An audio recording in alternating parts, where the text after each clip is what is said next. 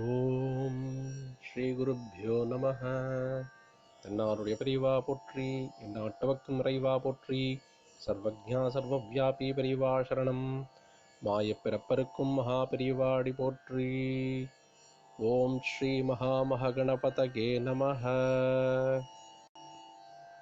ஸ்ரீ சந்திரசேகராமிருதம் அமிர்ததாரை 107. தெய்வத்தின் குரல் 3ஆம் பாகம். அதிகாரம் சமூக தனி வாழ்க்கை நெறிகள். தலைப்பு மௌனம்.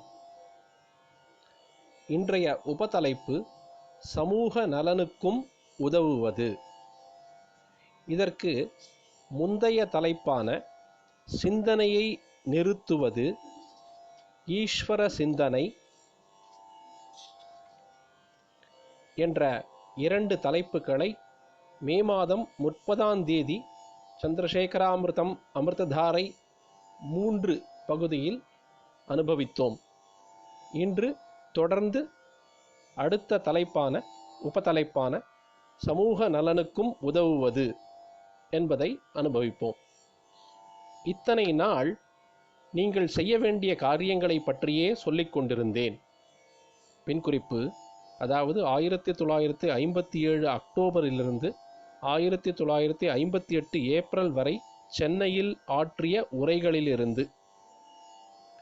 என்ன வைதீக காரியங்கள் செய்ய வேண்டும், தர்ம ரக்ஷணத்துக்காக என்ன கர்மானுஷ்டானங்கள் செய்ய வேண்டும், சமூகத்துக்கு என்ன செய்ய வேண்டும் என்பதை பற்றியெல்லாமே சொல்லி வந்தேன். இன்றைக்கு ஒரு மாற்றாக ஒன்றையுமே செய்யாமல் மௌனமாக இருக்கச் சொன்னால் என்ன என்று தோன்றியது. இதுவும் ஜீவன தர்மம்தான்.